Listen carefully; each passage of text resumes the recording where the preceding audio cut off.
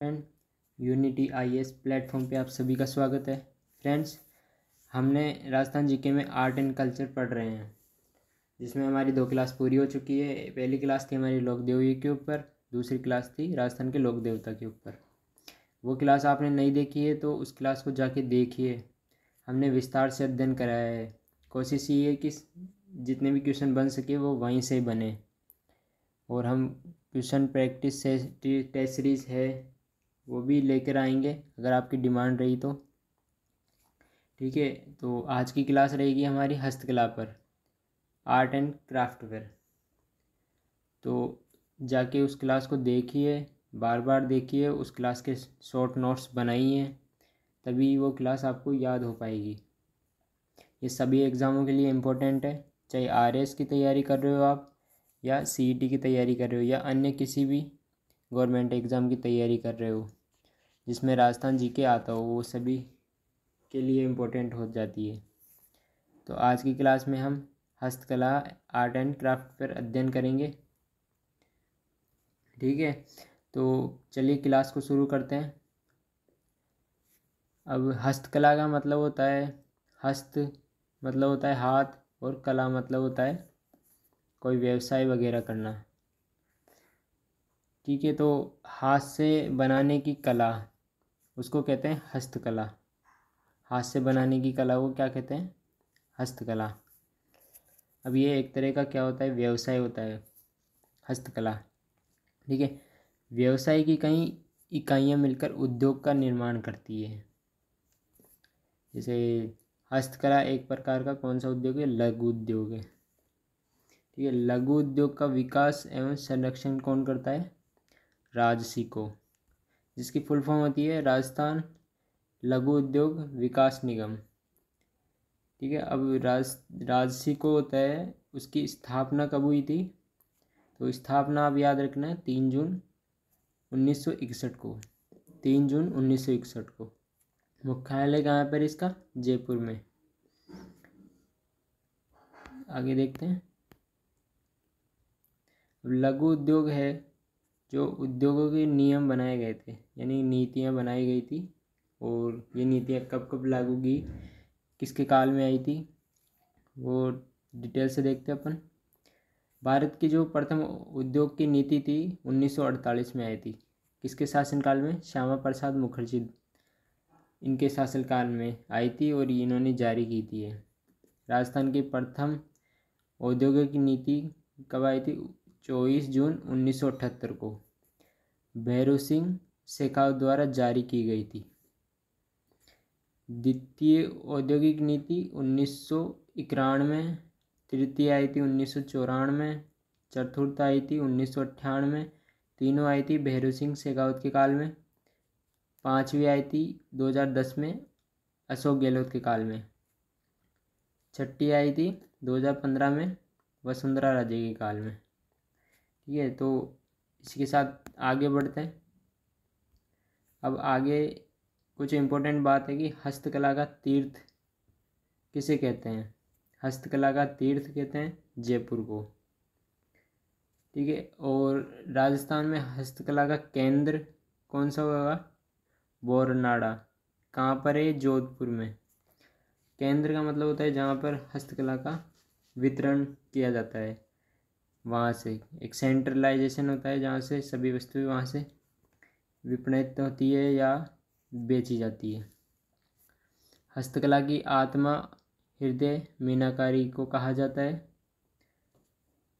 और राजस्थान सरकार द्वारा हस्तनिर्मित वस्तुओं को राजस्थली नाम से बेचती है। ठीक है, आगे बढ़ते हैं। अब हम हस्तकला के बारे में देखते हैं कि इसमें कौन कौन सी विशेषताएं आ जाती है हस्तकला की। तो पहली विशेषता है इसमें पोट्री कला। पोट्री का मतलब होता है जो चीनी मिट्टी के बर्तन होते हैं उन पर चित्रकारी करना। जैसे आपने देखे होंगे जो कप होते हैं, कप गिलास आपने देखे होंगे, वो चीनी मिट्टी से बने होते हैं, उस पर जो चित्रकारी होती है वही पोट्री कला होती है। अब इसमें भी अलग अलग डायमेंशन होते हैं। पहली होती है ब्लू पोट्री या नीली पोट्री, जैसे नाम से स्पष्ट है, ब्लू नीली, यानी कि नीले कलर से होगी ये पोट्री। किस पर होगी? चीनी मिट्टी के बर्तनों पर। कहाँ की फेमस है? जयपुर की। दूसरी है डबल वर्क कागजी पोट्री, कागज़ से बनाई जाने वाली पोट्री जिस पर चित्रकारी की जाती है, यानी कागज़ों पर होने वाली चित्रकारी। कहाँ की प्रसिद्ध है? अलवर की। दूसरी है ब्लैक पोट्री काली पोट्री, कोटा की है। सुनहरी पोट्री यानी सोने के जैसे रंगों का प्रयोग किया जाता है इसमें। कहाँ की प्रसिद्ध है? बीकानेर की। अब हम देखते हैं कि जो पोट्री कला है उसका विकास कैसे हुआ, कैसे वो राजस्थान में आई, और ये मूल रूप से कहाँ की कला है। मूल रूप से कला है ये पर्सिया, जिसे ईरान भी कहा जाता है। अभी मुग़ल दरबार में आई थी, लाहौर में अकबर लेकर आया था। जयपुर में आई है किसके शासनकाल में? मानसिंह फर्स्ट इसको लेकर आता है अपने शासनकाल में, और राम सिंह सेकंड है उसके काल में सर्वाधिक विकसित हुई थी, यानी कि इन्होंने सर्वाधिक प्रमोट किया था इस कला को अधिक से अधिक। ठीक है, और इसमें जो इस कला का पुनर्जीवित भी इन्होंने किया था। राम सिंह फर्स्ट के दरबार में 2 कलाकार थे, एक तो कालू था, दूसरा नाम चुंडावन। 2 नाम के कलाकार थे। ये दिल्ली जाते हैं कला सीखने के लिए और भोला कुमार से प्रशिक्षण प्राप्त करते हैं और कला की शुरुआत करते हैं। ठीक है, अब ये ब्लू पोट्री है, इसके बारे में जान लेते हैं। फेमस तो कहाँ की है? जयपुर की। अब चीनी मिट्टी के बर्तनों पर नीले रंग की चित्रकला, चीनी मिट्टी के बर्तनों पर नीले रंग की चित्रकला करना, ठीक है, ब्लू पोट्री कहलाती है। अब इसके इम्पोर्टेंट ये चीज़ है कि इसमें कौन कौन से सामान उपयोग में लाए जाते हैं। पहला हरे रंग का कांच, जिसे क्या कहते हैं? कहीरा। दूसरा है गोंद, जिसे कहते हैं साजी। क्वार्ट्स, ये क्वार्ट्स। और चौथा है सोडियम कार्बोनेट। पांचवा है मुल्तानी मिट्टी। तो इस सामग्री को याद रखना, डायरेक्ट एग्जाम में पूछ सकता है। आगे बढ़ते हैं। अब आगे इसमें देखते हैं कि ब्लू पोट्री को रईस पोट्री भी कहा जाता है, क्योंकि ये सबसे महंगी पोट्री होती है। ठीक है, और इसका प्रारंभिक नाम था मरमर्ण कला। नीली पोट्री का जादूगर किसे कहा जाता है? कृपाल सिंह शेखावत को। ये ध्यान में रखिएगा। कहाँ का जन्म हुआ था इनका? मऊ गाँव सीकर से संबंधित है ये। पुरस्कार 1974 में पद्मश्री दिया गया, 2002 में शिल्प गुरु अवार्ड दिया गया। इम्पोर्टेंट ये पॉइंट है कि इनके गुरु का नाम था भूर सिंह, जिन्हें क्या कहा जाता है? गाँव का चितेरा भी कहा जाता है। भूर सिंह को गाँव का चितेरा भी कहा जाता है। महिला कलाकार देखते हैं इसमें। नाथीबाई थी। नाथीबाई पार्वती राय का पुरुष कलाकार है। खेमाराम और सत्यनारायण सोलंकी, जो वर्तमान में पुरुष कलाकार है, खेमाराम सत्यनारायण सोलंकी। ठीक है, अब हम आगे बढ़ते हैं। अगली पोट्री है डबल वर्क कागजी पोट्री। ठीक है, अब इसमें कागज़ से निर्मित बर्तनों पर चित्रकारी की जाती है। कहाँ की फेमस है? अलवर और जयपुर की। कागज़ से बर्तन और मूर्ति बनाने की कला पेपर मैसी कहलाती है। अब इसमें भी पेपर नाम आ गया ना, पेपर मतलब कागज़, उस पर चित्रकारी करना, तो इसे पेपर मैसी कला भी कहते हैं। इस पोट्री से निर्मित बर्तनों में तरल पदार्थों का प्रयोग नहीं किया जाता है, क्योंकि तरल पदार्थों का प्रयोग करेंगे तो वो पेपर शीट खराब हो जाएगी, और बर्तनों का प्रयोग केवल सजावट के लिए किया जाता है। अगली पोट्री है ब्लैक पोट्री काली पोट्री। कहाँ की फेमस है? कोटा की। चीनी मिट्टी के बर्तनों पर काले रंग की पोट्री, चीनी मिट्टी के बर्तन होते हैं उस पर काले रंग की डिजाइन वगैरह बनाना या उसमें चित्रकारी करना। राजस्थान की सबसे सस्ती पोट्री मानी जाती है। और किस पे चित्रकारी की जाती है? जैसे कप हो गया, प्लेटें, गमले, दालें, कूड़ादाना इत्यादि पर ब्लैक का कार्य किया जाता है। अगली पोट्री है सुनहरी पोट्री, सोने के रंग या गोल्डन पोट्री भी कहा जाता है। कहाँ की फेमस है? बीकानेर की। ठीक है, अब आगे हम देखते हैं कि मीनाकारी। जो मीनाकारी कला है कहाँ की फेमस है? जयपुर की। सोने से निर्मित आभूषणों पर रंग भराई का कार्य करना। मीनाकारी कला क्या कहलाती है? सोने से आभूषण होते हैं, सोने से निर्मित आभूषण, उस पर रंग भराई का कार्य करना। मीनाकारी कला को हस्तकला का हृदय और आत्मा भी कहते हैं। इसकी सबसे बड़ी मंडी लगती है जेम्स एंड ज्वेलरी पार्क, कहाँ? सीतापुरा, जयपुर में स्थित है। अब इसके जो प्रमुख कलाकार है कौन है? कुदरत सिंह। मीनाकारी कला की प्रमुख कलाकार कौन है? कुदरत सिंह। 1958 में पद्मश्री दिया गया। मीनाकारी कला का सर्वाधिक विकास राम सिंह सेकंड के काल में हुआ था। अब आगे हम देखते हैं कि मीनाकारी, अपन ने देखा मीनाकारी जयपुर की फेमस है, ठीक है। अब मीनाकारी कला के दो भाग है। पहला भाग है इसमें कच्ची मीनाकारी, दूसरा भाग है इसमें पक्की मीनाकारी। कच्ची मीनाकारी का मतलब होता है कि पीतल के आभूषणों पर रंग भराई का कार्य करना, ठीक है। इसमें याद कैसे रखोगे? जैसे कच्ची मीनाकारी होती है, पीतल वगैरह इसमें यूज़ कर लिए जाते हैं, उस पर रंग भराई कार्य करना। पक्की मीनाकारी का मतलब होता है चांदी के आभूषणों पर रंग भराई का कार्य करना, ठीक है। अभी इसमें आगे देखते हैं अपन। अब इसमें जो कच्ची मीनाकारी है उसे मुरादाबादी भी कहते हैं, मुरादाबादी कला भी कहते हैं। कच्ची मीनाकारी को मुरादाबादी कला भी कहते हैं। कहाँ की फेमस है? ये अलवर की। जो पक्की मीनाकारी वो उसे तारकसी भी कहते हैं। इसमें आप याद रखना, जो पक्की मीनाकारी है चांदी के रंग बिरंगे कार्य करते हैं इसमें। इसमें याद कैसे रखोगे? तारकशी का मतलब होता है कि आपने सुना होगा जैसे वो काजू कतली आती है उस पर लेयर बनी होती है चांदी की, वो चांदी के तार ही होते हैं वो एक तरह से। तो उससे रिलेट करना आपकी जो पक्की मीनाकारी है वो तारकशी भी कहलाती है, और चांदी का इसमें यूज़ किया जाता है। चांदी पर रंग भराई का कार्य किया जाता है इसमें, चांदी के आभूषणों पर। कहाँ की फेमस है ये? नॉर्थ द्वारा कहाँ पर है? राजसमंद, रेनवाल, जयपुर, ठीक है। आगे देखते हैं तांबे की मीनाकारी कहाँ की? भीलवाड़ा की फेमस है। अब हम आगे देखते हैं कि आगे कौन सी कला है। अगली कला है उस्तकला। उस्ताद यहाँ के कहलाते हैं कलाकार। उस्तकला कहाँ की फेमस है? बीकानेर की, ठीक है। उस्तकला क्या होती है? ऊँट की जो खाल होती है या उसके बाल होते हैं उस पर सोने की नक्काशी करना।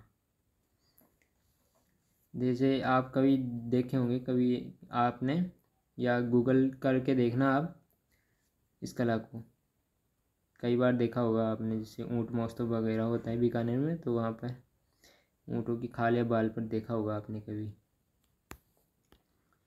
मूल रूप से कला थी ये लाहौर की। मोहम्मद उस्ता का परिवार बीकानेर में बसते हैं। ये प्रसिद्ध कलाकार था, तो इसके परिवार बीकानेर में बसते हैं। तो जब ये बीकानेर बसे तो इस कला को साथ में लेकर आए, इसका पुनर्जीवित किया, विकास किया। इसका शासनकाल था उस टाइम अनूप सिंह का। ये चित्रकला का स्वर्ण युग भी कहा जाता है, या स्वर्णकाल भी कहा जाता है अनूप सिंह को। चित्रकला को लोकप्रिय बनाया बीकानेर में कादर बख्श को। लोकप्रिय बनाने का श्रेय किसे जाता है? कादर बख्श को। गुरु तो एच मुलर। तो उस्ता कला का प्रमुख कलाकार है, इसका हिसामुद्दीन उस्ता या हमामुद्दीन उस्ता। एक बात याद रखना आपकी, जो बीकानेर कला है उस्तकला या मीनाकारी कला, ठीक है, इसमें जितने भी कलाकार आएंगे वो सब एक तरह से मुस्लिम रिलेटेड होंगे। उनके नाम ही सब वही होंगे, हिसामुद्दीन उस्ता, चुन्नालाल, मन्नालाल, हसन, ऐसे।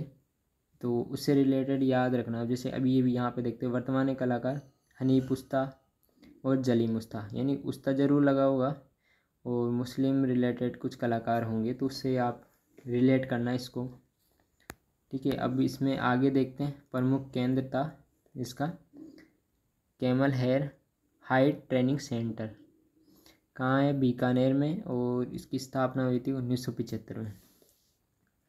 ये इम्पोर्टेंट पॉइंट है कि इसको मुनवती कला भी कहते हैं, ठीक है। अब अगली कला हम देखेंगे मथेरना कला। पहले हम देखेंगे मथेरना कला क्या होती है। फेमस कहाँ की है? तो बीकानेर की, ठीक है। किसी भी धार्मिक अथवा पौराणिक स्थल पर धार्मिक अथवा पौराणिक ग्रंथों का भित्ति चित्रण मथेरन कला कहलाती है। ठीक है, अब यह कला क्या होती है कि जैन धर्म से संबंधित है, ये पॉइंट इम्पोर्टेंट है इसमें। और इस कला के कलाकार उस्ताद कहलाते हैं। अब उस्ताद कहलाते हैं, एक बात ध्यान रखना कि इस कला के कलाकार तो उस्ताद कहलाते हैं। ठीक है, इसमें क्या है कि एक पॉइंट ये है कि जब ये चित्रकारी करते हैं तो चित्र पर अपना नाम, पिता का नाम, जन्म तिथि वगैरह ये उसमें लिखते हैं।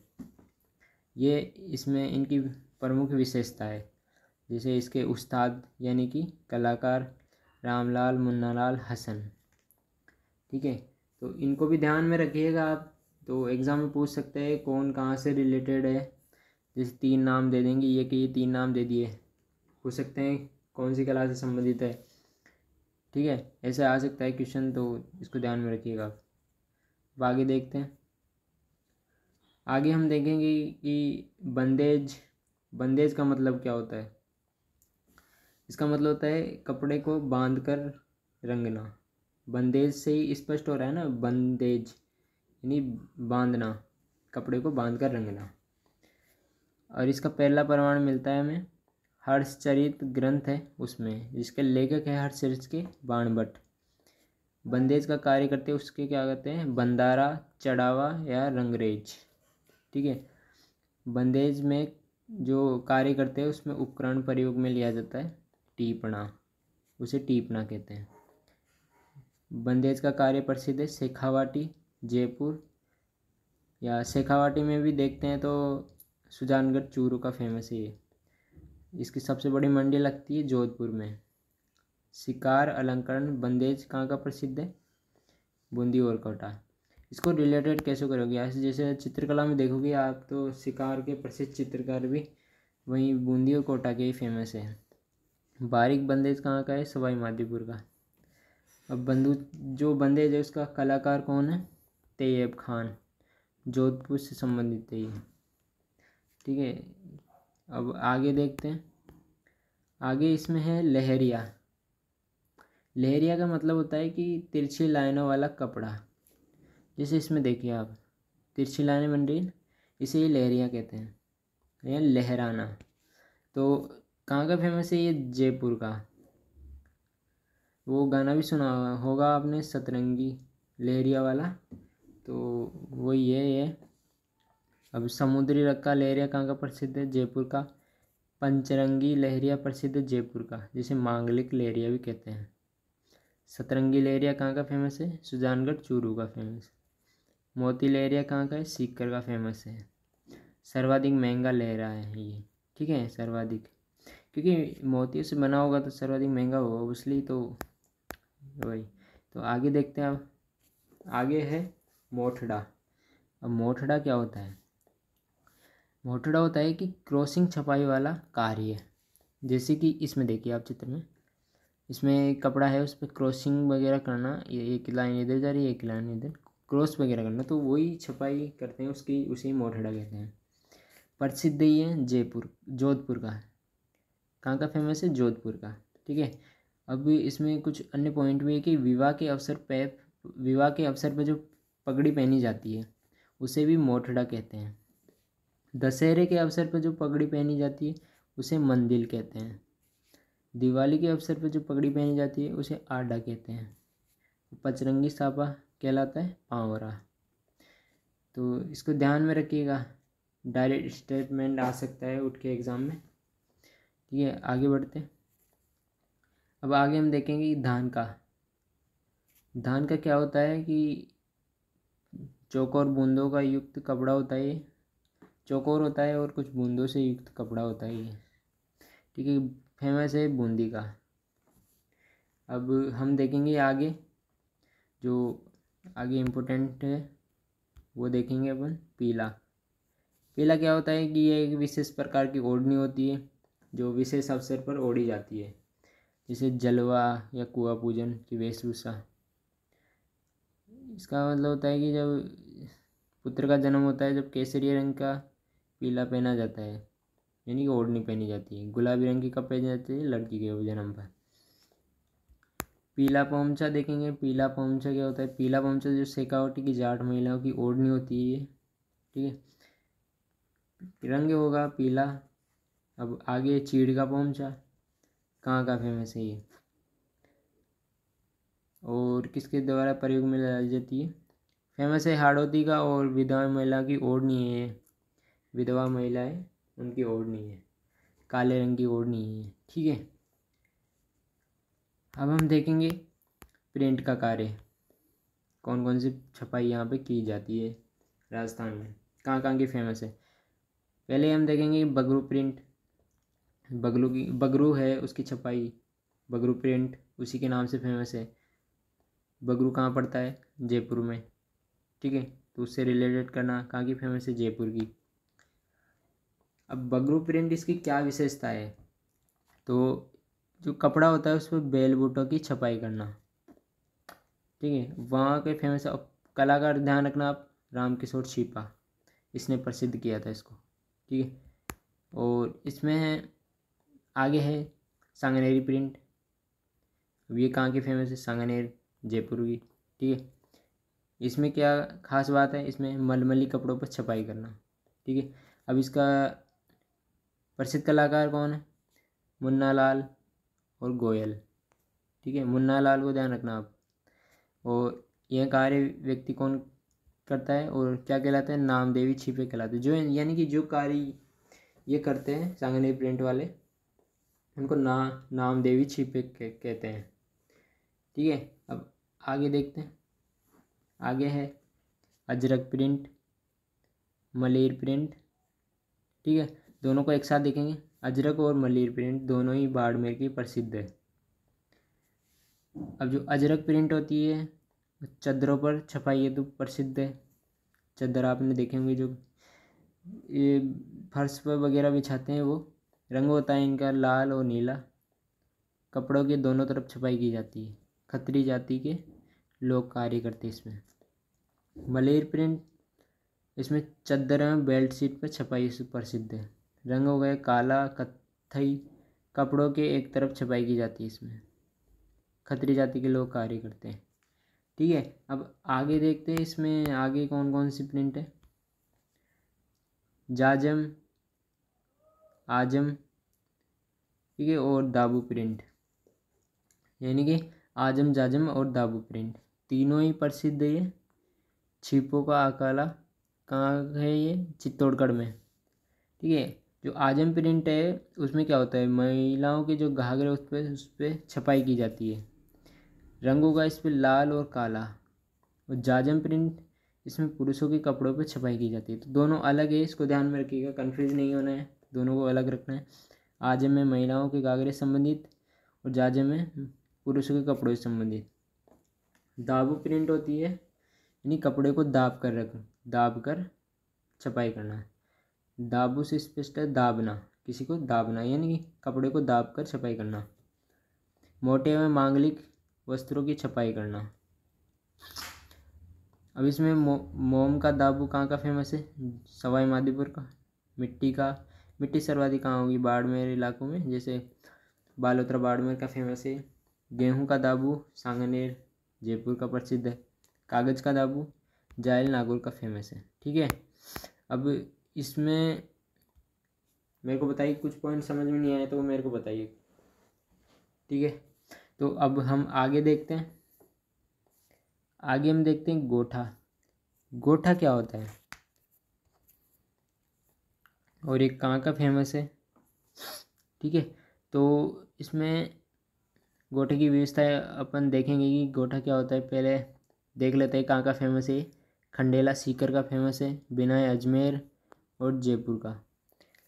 अगर ये या तो एग्ज़ाम में ये तीनों आएंगे, तीनों में से आपको खंडेला सीकर करना है फर्स्ट पे। तीनों आ जाए तो, अगर एक आए तो खंडेला सीकर है ही फर्स्ट में। रंग हो गया इसका पीला। गोठा बनाने वाले व्यक्ति को क्या कहते हैं? लीलगर और नीलगर। लीलगर कहते हैं या नीलगर कहते हैं, ठीक है। गोटा बेचने वाले व्यक्ति को बिसायती कहते हैं, बिसायती। रखने का स्थान सांडाला, रखने का स्थान क्या कहते हैं? सांडाला। और कारखाने को गुवरिया कहते हैं। अब इसकी आगे देखते हैं और विशेषताएं। गोटे के प्रकार देख लेते हैं, उससे आपसे स्पष्ट हो जाएगी कि गोटा होता क्या है। एक होता है कि इसका प्रकार लप्पा। ठीक है, लप्पा चौड़ा होता है, गोटा चौड़ा गोटा होता है, ज़मीन पर लगाया जाता है ये। और एक होता है कि लंपी, पतला गोटा होता है जो किनारों पर लगाया जाता है। यानी कि इसका मतलब हो जाए कि चित्रकारी या डिज़ाइन वगैरह होती है ये गोटा, जो कपड़े की, या तो ये जैसे लपा होता है ज़मीन के किनारों पर लगाया जाता है, जैसे कुछ घाघरा वगैरह टाइप हो गया तो ज़मीन के किनारों के नीचे लगाया जाता है। लपी होती है किनारों पर लगाया जाता है इसके। तो ये गोटे डिज़ाइन वगैरह होती है। अब इसे गोटे के प्रकार देख लेते हैं। किरण, मुकेश, गोखरू, बांखली, बीजिया और चंपाकली। इसमें क्वेश्चन कैसे आएगा? क्वेश्चन ऐसे आ सकता है कि लप्पा लप्पी या गोखरू क्या है, तो ये गोटे के प्रकार है, ऐसे क्वेश्चन आएगा इसमें। ये कुछ भी नाम उठा के पूछ सकता है इसमें, तो इन नामों को ध्यान रखना। लप्पा लप्पी, किरण, मुकेश, गोखरू, बांखली, बीजिया, चंपाकली। लहर गोटा है, जयपुर का फेमस है। अब आगे देखते हैं फड़ चित्रण। ठीक है, फड़ कहाँ की फेमस है? शाहपुरा की, जो भीलवाड़ा में पड़ता है। अब फड़ का कपड़ा कैसा होता है? खादी एवं रेजी कपड़ा होता है, लाल एवं नीला रंग का। यानी कि फड़ क्या होती है? लाल, या जो फड़ का मतलब होता है कि खादी या रेजिन कपड़ा होता है जो लाल अथवा नीले रंग का हो। ठीक है, उस पर इतिहास के प्रसिद्ध व्यक्ति, प्रसिद्ध ऐतिहासिक स्थल की जानकारी अंकित करना फड़ चित्रण कहलाता है। ठीक है, अब इसमें कुछ अन्य विशेषताएं देख लेते हैं कि इसकी। फड़ चित्रण का जन्म मेवाड़ चित्रशैली से हुआ है। ठीक है, मेवाड़ चित्रशैली से। और प्रसिद्ध चितेरा है इसका, यानी कि कलाकार कौन है? श्रीलाल जोशी, इसका नाम ध्यान रखना। कपड़े पर सर्वप्रथम फड़ लिखने का कार्य इसने किया था। और वर्तमान में चितेरा है प्रदीप मुखर्जी, जयपुर के से संबंधित है ये। इसने लिखा था कि रामचरितमानस है, उस पर 108 लघु चित्र का उल्लेख किया है। प्रसिद्ध चितेरी है, यानी कि जो कलाकार है, महिला कलाकार, वो पार्वती जोशी, वर्तमान में गोतल देवी, गोतल देवी। ठीक है, अब इसमें आगे देखते हैं। आगे हम फड़ के बारे में तो जान लिया। अब फड़ जब फट जाती है या ख़राब हो जाती है किसी कारण, तो उसे कहते हैं फड़ को ठंडी करना। ठीक है, फड़ को ठंडी करना, इसका मतलब है फड़ जीर्ण शीर्ण होने या क्षति होने पर विधि विधान से पूजा कर इसे पुष्कर सरोवर में विसर्जित करना फड़ ठंडी करना कहलाता है। अब ये इम्पोर्टेंट है। अमिताभ बच्चन की जो फड़ है उसका वाचन रामलाल और पतासी देवी ने न्यूयॉर्क में किया है। सबसे लंबी फड़ और सबसे छोटी फड़ मानी जाती है देवनारायण जी की। अब ऐसा क्यों है? ये ऐसी है जैसे इसकी लंबाई तो अधिक है, यानी कि सबसे लंबी फड़, और चौड़ाई यदि कम है ना तो सबसे छोटी फड़ मानी जाती है, इसलिए ऐसी विशेषता है इसमें। देवनारायण जी की फड़ जिसका वाचन किया जाता है जंतर वाद्य यंत्र के द्वारा। सबसे लोकप्रिय फड़ है पाबूजी राठौड़ की। ठीक है, अब देवनारायण जी फड़ है उस पर डाक टिकट भी जारी किया गया है।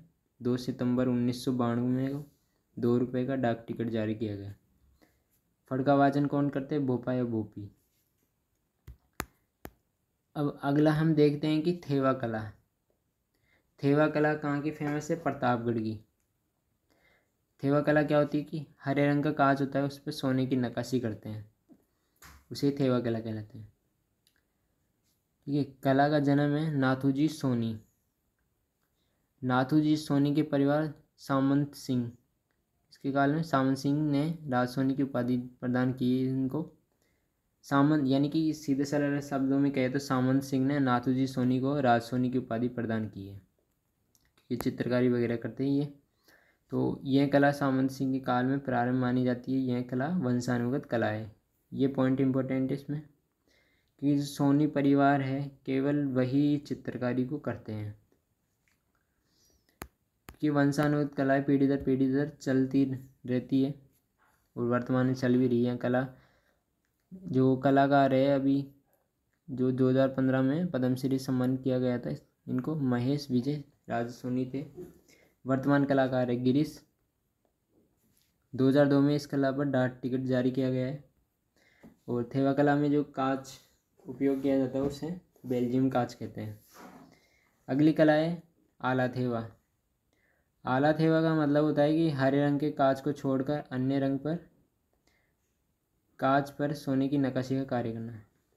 इसका मतलब होता है कि जो हरे रंग को छोड़कर आप किसी अन्य कांच पर सोने की नक्काशी का कार्य करते हैं तो उसे आला थेवा कहते हैं।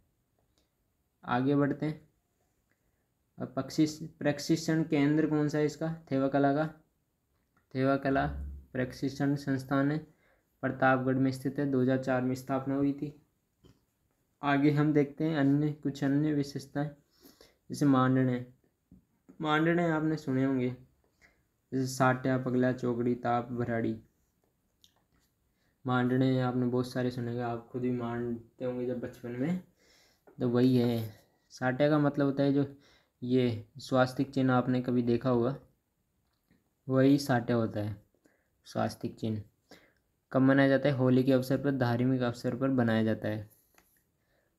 पगला यानी कि शादी के जब पैर रखते हैं वो पगले बनाते हैं, किसी धार्मिक अवसर पर बनाए जाते हैं। और चौकड़ी का मतलब होता है फसली मांडले।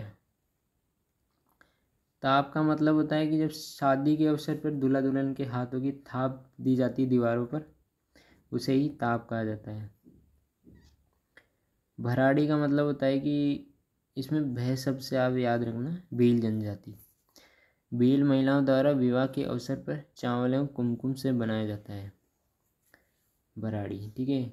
किस जनजाति में फेमस है? भील जनजाति में। अब सांझी ये क्या है कि जो कंवारी कन्याएं होती है वो गोबर से आश्विन माह में बनाई जाती है, यानी कि कंवारी कन्याएं होती है उनके द्वारा गोबर से बनाई जाती है। कहाँ की फेमस है ये? हाड़ौती की। अब आगे देखते हैं काष्ठ कला। काष्ठ कला का मतलब होता है कि जो लकड़ी की कला होती है उसे काष्ठ कला कहते हैं। इसकी कुछ विशेषताएं हैं, जैसे कावड़ होता है जो लकड़ी से निर्मित होता है, ठीक है, लकड़ी से निर्मित होता है, उसे कावड़ कहते हैं। आपने देखा होगा ऐसे ऐसे एक यहाँ पे बना होता है, एक यहाँ पे बना होता है, तो इसमें कुछ लोग बैठ सकते हैं, जैसे श्रवण कुमार ने भी आप देखा होगा, तो वही कावड़ है। और बेवाण का होता है कि जब कावड़ होता है उसमें कुछ मूर्ति वगैरह स्थापित कर देना, उसे बेवाण कहते हैं। जिसे चलता फिरता मंदिर, देवीवान, मिनिएचर वुडन टेम्पल कहते हैं। प्रयोग किया जाता है जलजूनी एकादशी में इसका। और ये काष्ठ कला कहाँ की फेमस है? बस्सी कहाँ है? चित्तौड़गढ़ की फेमस है। गणगौर भी चित्तौड़गढ़ की फेमस है। अब अगला हम देखेंगे कि कठपुतली कला। कठपुतली कला का मतलब जो छोटी छोटी कठपुतलियाँ होती हैं उनके द्वारा डांस वगैरह करना या नृत्य वगैरह ये आयोजन करना। कहाँ की फेमस है? उदयपुर की। नट या बाढ़ जाति के लोगों द्वारा इसका प्रयोग किया जाता है। आगे अन्य विशेषताएं देखते हैं। इसकी कठपुतली बनाने के लिए अरुडू की लकड़ी का प्रयोग किया जाता है। कला के जनक है देवीलाल सामर, इनका नाम ध्यान रखना। और इस कला का संरक्षण कौन है? किसने संरक्षण प्रदान किया है? भारतीय लोक कला मंडल। कहाँ है? उदयपुर में। स्थापना कब हुई थी? 22 फरवरी 1952, ठीक है। सहयोगी कौन? देवीलाल सामर ने। अब अगला हम देखते हैं पातरे तिपरणी। ये क्या है पातरे तिपरणी? तो जैसे कि पातरे तिपरणी पिपाट सिटी जोधपुर के फेमस है।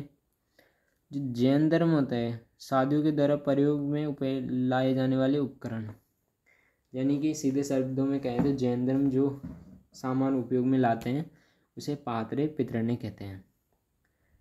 अगला हम देखेंगे चोपड़ा। चोपड़ा का मतलब होता है कि देखा होगा आपने लकड़ी का तिलक लगाने का पात्र, यानी कि आपने कभी देखा होगा, नोटिस किया होगा, ऐसे सूंड वगैरह होती है इसमें, तो ये तिलक लगाने का पात्र होता है। ये प्रसिद्ध है, ये बाड़मेर का, ये लकड़ी का बना होता है। ठीक है। बाजोट होता है कि लकड़ी की चौकी, बाजोट का मतलब होता है लकड़ी की चोटी चौकी। ये एग्जाम में पूछ सकता है कि ये क्या है, चोपड़ा क्या है, बाजोट क्या है, तो ध्यान रखना इसका।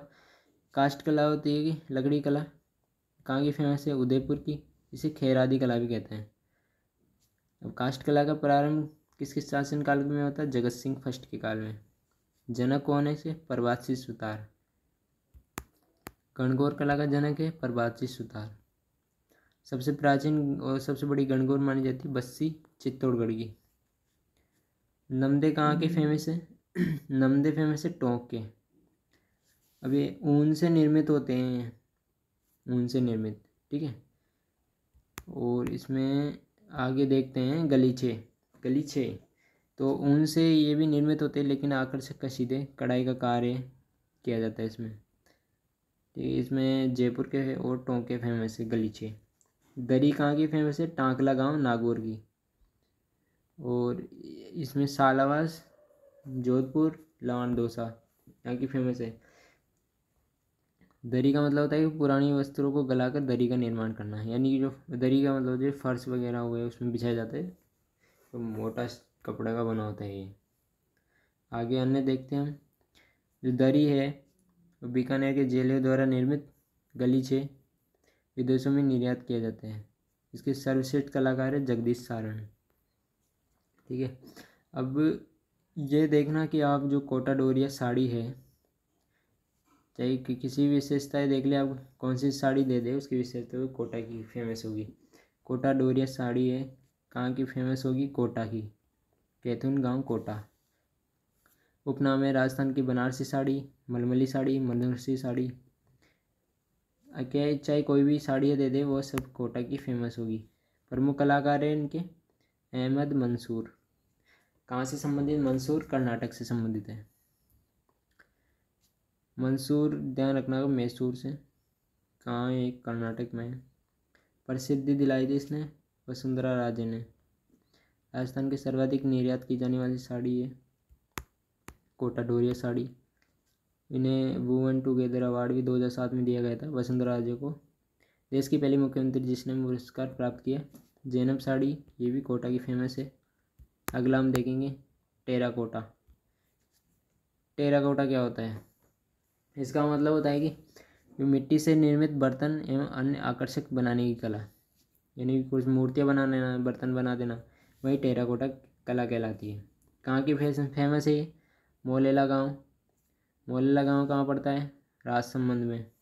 ठीक है। तो इसके सनवाड़ा तालाब होता है, उसकी मिट्टी का उपयोग इसमें किया जाता है, इसको बनाने में। इस कला में सर्वप्रथम धर्मराज की मूर्ति बनाई गई थी। ये इतना इम्पोर्टेंट नहीं है, ये ध्यान रखना कहाँ की फेमस है स्थान। और इस ये टेराकोटा क्या होती है, ठीक है, ये ध्यान रखना। और इसके कलाकार कौन है, खेमाराम एक, दूसरा है कलाकार है मोहनलाल प्रजापत, खेमाराम मोहनलाल प्रजापत। ठीक है। इम्पोर्टेंट बात है ये कि इस कला को मोलेला आर्ट, ठीक है, और मृदा शिल्पी कहते हैं।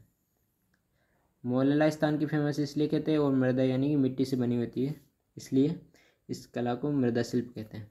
आगे देखते हैं। आगे हम देखेंगे कि जो गोगा जी और मामा जी की घोड़े वो कहाँ के फेमस है। हरजी गांव कहाँ है, जो जालौर में, वहाँ के फेमस है।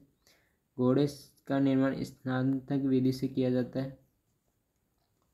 गौड़ में मिट्टी के खिलौने की फेमस है, बू नरावता नागौर के।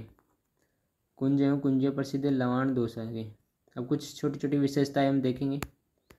अब देखेंगे आगे, अब देखते हैं बादला। बादला का मतलब होता है जो जिंक धातु से निर्मित पानी रखने का पात्र होता है, उसे बादला कहते हैं। फेमस है ये जोधपुर के। फेमस स्थान ध्यान रखना, साफा एवं पगड़ी फेमस है जोधपुर के। बादला फेमस है जोधपुर का, साफा हो गया या पगड़ी हो गई, फेमस है जोधपुर के। अब साफा और पगड़ी में अपन डिस्टेंस देखते हैं कि साफा और पगड़ी इसमें अंतर क्या होता है। जो पगड़ी होती है उसकी लंबाई अधिक होती है, और साफा होता है वो एक वर्गाकार होता है, ठीक है, यानी कि चौड़ाई अधिक होती है और लंबाई कम होती है। पगड़ी की लंबाई अधिक होती है, साफे की लंबाई कम होती है। जूतियाँ कहाँ की फेमस है? ये फेमस है जोधपुर की जूतियाँ। तो कभी जूतियाँ लेने जाओ तो आप जोधपुर जाना लेने। और शादी ब्याहों में उपयोग में लाई जाती है वही है मोजड़ी। मोजड़ी कहाँ की फेमस है? भीनमाल जालौर की। जोधपुर के बंद गले का कोट भारत की राष्ट्रीय पोशाक है। तो कभी कोट लेने जाओ तो आप जोधपुर जाना, वहाँ के कोट वगैरह लेना जो फेमस है। और इत्र फेमस है सवाई माधोपुर का, सवाई माधोपुर का, ठीक है। आपने पढ़ा होगा इतिहास में भी। अब इसका इत्र का आविष्कार किया था जो जहांगीर की सास है नूरजहाँ, ठीक है। और ये असमत बेगम है, आविष्कार इसने किया था। सॉरी, नूरजहाँ की पत्नी का नाम था आई थिंक। और आविष्कार किया था असमत बेगम ने, जहांगीर की सास थी ये निर्माण किया जाता है इत्र का। खस घास होती है, खस नामक घास होती है, उससे निर्माण किया जाता है इत्र का। सुगनी और नसावर कहाँ की फेमस है? ये अजमेर, ठीक है। आगे देखते हैं रमकड़ा उद्योग। रमकड़ा उद्योग ये क्या होता है? अब इसमें क्या है कि छोटे बच्चे को खिलौना का निर्माण किया जाता है। रमकड़ा उद्योग में इस स्थान पर सोप स्टोन घिया पत्थर का उपयोग किया जाता है। कहाँ का फेमस है? गलियाकोट। गलियाकोट का जो कहाँ है? डूंगरपुर में। इम्पोर्टेंट है, ध्यान रखना। आगे देखते हैं दाऊदी बोहरा समाज का उर्स कहाँ लगता है? ये गलियाकोट में ही लगता है, डूंगरपुर। पीर फखरुद्दीन की मज़ार भी गलियाकोट में डूंगरपुर में है। अब कुछ खेल के सामान देख लेते हैं कहाँ कहाँ मिलते हैं। प्रसिद्ध है हनुमानगढ़ और गंगानगर के, हनुमानगढ़ गंगानगर के। अब ये याद कैसे होंगे? आप याद है जब होंगे कि जब 3-4 बार इस क्लास को देखोगे। डेली देखना, इसके नोट्स बनाना। और फिर भी याद नहीं होते तो आप क्लास को स्टॉप करना, इसको स्लो मोशन में चलाना और नोट्स बनाना, लिखना साथ में और क्लास लेना, तब जाके याद होंगे। मेहनत तो देखो आपको करनी पड़ेगी, बिना मेहनत को तो कुछ हुआ नहीं आज तक। अब रेडियो और टीवी इलेक्ट्रॉनिक उपकरण कहाँ के फेमस है? फालना पाली के। छत्ता कहाँ का फेमस है? फालना पाली का। कुम्पी बीकानेर का फेमस है। हाथी दांत का कार्य कहाँ किया जाता है? कहाँ का फेमस है? जयपुर का। हाथी दांत की चूड़ियाँ बनाई जाती है जोधपुर की। कन्फ्यूज नहीं होना है दोनों में। पाँव रजाई कहाँ की फेमस है? जयपुर की। तलवार कहाँ की फेमस है? सिरोही की। पर्स बल्ट तीर कमान कहाँ के फेमस है? चंदू जी का गढ़ा, बांसवाड़ा। बिनोटा। बिनोटा क्या होता है? ठीक है, बिनोटा क्या होता है? विवाह के अवसर पर वधु और वर द्वारा पहनी जाने वाली जूतियाँ। बिनोटा का मतलब होता है जो विवाह के अवसर पर जो वधु और वर दोनों के द्वारा जो जूतियाँ पहनी जाती है वही बिनोटा होती है। कहाँ की फेमस है? ये जयपुर की, ठीक है। वर वधु द्वारा पहनी गई जूतियाँ उसे बिनोटा कहते हैं, फेमस है जयपुर की। जरी बरी ये क्या होती है? विवाह के दिन की वेशभूषा होती है ये जरी बरी। कहाँ की फेमस है? ये भी जयपुर की फेमस है। पडला क्या होता है? विवाह के अवसर पर वर पक्ष द्वारा लाई गई खाद्य सामग्रियाँ, खाद्य सौंदर्य पदार्थ होते हैं इसमें। अभी पडला कहाँ का फेमस है? ये भी जयपुर का फेमस है। तोरण कहाँ का फेमस है? जो तोरण मारते हैं वो भी जयपुर का ही फेमस है, ठीक है। अब इसमें बरक का कार्य क्या होता है? बरक का कार्य होता है चांदी के तारों को हिरण की खाल के मध्य डालकर बरक का निर्माण किया जाता है। कहाँ की फेमस है? ये भी जयपुर की फेमस है। बरक का कार्य करने वाले को पन्नीगर कहते हैं। यह कार्य बहुत फेमस है, जो आपने कभी काजू कतली में नोटिस करना, चांदी की एक लेयर बनी होती है, ठीक है, ऊपर चांदी की लेयर होती है, वह इसी विधि द्वारा उसका निर्माण किया जाता है। आगे देखते हैं मिरर वर्क। मिरर यानी कि मिरर से स्पष्ट होता है कांच की वर्क होगी, कुछ कांच से संबंधित होगा। तो कपड़े पर कांच लगाने का कार्य है, उसे मिरर वर्क कहते हैं। कहाँ की फेमस है? चौहटन बाड़मेर जैसलमेर की। पेच वर्क होता है कि इसका मतलब होता है कि पेच का मतलब होता है कपड़े पर कपड़ा रखकर कार्य करना, यानी कि एक कपड़ा है, आप उस पर दूसरा कपड़ा रख दो, फिर कार्य करते हैं। पेच वर्क, पेच लगाना, कहाँ का फेमस है ये? शेखावाटी का। ठीक है। अब कुंदनगिरी क्या होता है? कुंदनगिरी का मतलब होता है कि आभूषणों पर रत्न जड़ाई का कार्य करना। फेमस है ये जयपुर का। अगला देखते हैं, अगला है कोप्तागिरी। कोप्तागिरी, ठीक है, कोप्तागिरी फेमस है जयपुर और अलवर। अब कोप्तागिरी होता क्या है? जो फौलादी वस्तुओं को आकर्षक दिखाने हेतु तारों की जड़ाई करना, जैसे तलवार वगैरह हो गई तो उनको आकर्षक दिखाने के लिए तारों की जड़ाई वगैरह करना। यह कला मूल रूप से दमिश्क पंजाब की प्रसिद्ध है। तहनीसा क्या होता है? तहनीसा कहाँ की फेमस है? पहले देखते हैं, उदयपुर की फेमस है तहनीसा। अब तहनीसा होता क्या है? फौलादी फौलादी वस्तुओं को आकर्षक बनाने हेतु खुदाई करके उसमें धातु भरना। ठीक है, जैसे फौलादी वस्तु कौन सी? तलवार हो गई, सीलगिरी हो गई। ठीक है। अब आगे देखते हैं कि जसी पट्टी। जसी पट्टी कहाँ की फेमस है? बाड़मेर की। तोड़िया, तोड़िया कहाँ का फेमस है? धौलपुर का। तोड़िया का मतलब क्या होता है? विशेष प्रकार की पाइजेब होती है। और टोड़िया, टोड़िया देखो, तोड़िया विशेष प्रकार की पाइजेब हो गई, और टोड़िया यानी कि ऊँट का बच्चा। दोनों में कन्फ्यूज नहीं होना है। अब टोड़िया जो ऊँट का बच्चा होता है उसके बालों से बनाए गए वस्त्र बाखला कहलाता है।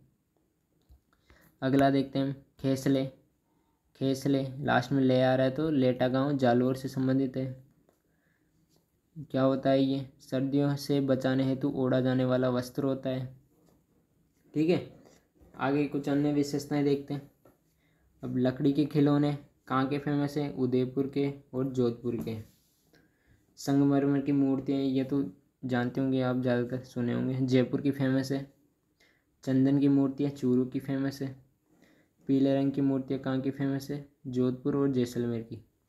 इसको याद ऐसे रखना है, जैसे बालों की मिट्टी हो गई वो या उनके महल होते हैं बस स्वर्ण से चमकते हुए दिखाई देते हैं। ज़्यादातर पीला रंग या स्वर्ण रंगों का प्रयोग जैसलमेर और बीकानेर चित्रकला में भी किया गया है, तो उससे रिलेट करना है इसको। पाने, पाने का मतलब होता है, जैसे आपने देखा होगा पन्ना होता है कुछ कागज़ का रूप, वही पाना होता है। उस चित्रकारी वगैरह फ़ोटो वगैरह छाप देना उस पर, वही होता है पाने। अब इसका अर्थ देख लेते हैं। कागज़ पर देवी देवता का चित्र करना। ठीक है, जैसे कि कागज़ हो गया देवी देवता का चित्र करना, वही पाने होते हैं। फेमस कहाँ के? ये सांगनेर जयपुर के फेमस है। राष्ट्रीय हस्तशिल्प कागज़ संस्थान कहाँ है? जयपुर, जो सांगनेर में ही है। एशिया की सबसे बड़ी पेपर प्रिंट सांगनेर में है, जयपुर में। ठीक है। आगे देखते हैं कि कृषि के औजार फेमस है नागौर के। कृषि के बड़े औजार फेमस है गंगानगर के, ये इम्पोर्टेंट है। राजस्थान के कुछ शिल्प आप देख लेते हैं। जो हवाला शिल्प ग्राम है कहाँ है ये? उदयपुर। पाल शिल्प ग्राम है जोधपुर। जवाहर कला केंद्र है जयपुर का। ठीक है, हवाला कहाँ है? उदयपुर। पाल कहाँ है? जोधपुर। जवाहर कला केंद्र कहाँ है? जयपुर। इम्पोर्टेंट है ये, याद रखना इसको। अगला देखते हैं तंग, मोरखा और गोरबंद। जैसे गाना सुना होगा आपने, गोरबंद नखरालो, तो ये उसी पर है, जो ऊँट की सजावट की वस्तु है ये। ठीक है, गोरबंद होता है जो ऊँट के गले का आभूषण होता है, उसे गोरबंद कहते हैं। लोहे के कृषि औजार फेमस है नागौर के। लकड़ी के कृषि औजार फेमस है जोधपुर के। एल्यूमिनियम के कृषि औजार फेमस है सीकर के। चमड़ा के कृषि औजार फेमस है भरतपुर के। थोड़ा इसको सरसरी निगाहों से देख लेना, खैर इतना तो है नहीं, पर फिर भी देख लेना, आप छोड़ना मत। मोकड़ी, मोकड़ी का मतलब होता है कि लाख से बनी हुई चूड़ियाँ, फेमस है जयपुर की। ठीक है। अब आगे देखते हैं इसमें कुछ अन्य। जो लाख के आभूषण, खिलौने, कलात्मक वस्तुओं का सर्वाधिक कार्य किया जाता है जयपुर में। पहले तो आप जो लाख से बनी हुई चूड़ियाँ होती हैं उन्हें क्या कहते हैं? मोकड़ी। इसको ध्यान रखना, ये इंपॉर्टेंट है। ठीक है, तो हमने हस्तशिल्प को पूरा कंप्लीट कर लिया है। ठीक है, ये मैं हाई होप कि आपको क्लास अच्छी लगी होगी और ज़्यादा से ज़्यादा क्वेश्चन यहीं से बनने की संभावना है। हमने जितने भी पॉसिबल है, जितने भी चैप्टर है, उसको डिटेल से विस्तार से अध्ययन किया है। तो इसको बार बार देखिएगा क्लास को, और कुछ डाउट हो तो कमेंट बॉक्स में ज़रूर बताना। और थैंक्स फॉर वाचिंग। और नए हो तो चैनल को सब्सक्राइब जरूर करो। देखो हम फ्री में पढ़ा रहे हैं तो आपको ज़्यादा से ज़्यादा इसका यूज़ करना है, ठीक है। हम फ्री में पढ़ा रहे हैं तो आपके कर्तव्य ये हैं कि आप ज़्यादा से ज़्यादा जो आरपीएससी की तैयारी कर रहे हैं राजस्थान, या आरएस यूपीएससी वाले स्टूडेंट आरएस की तैयारी कर रहे हैं, देना चाहते हैं, तो वो भी इस क्लास देख सकते हैं।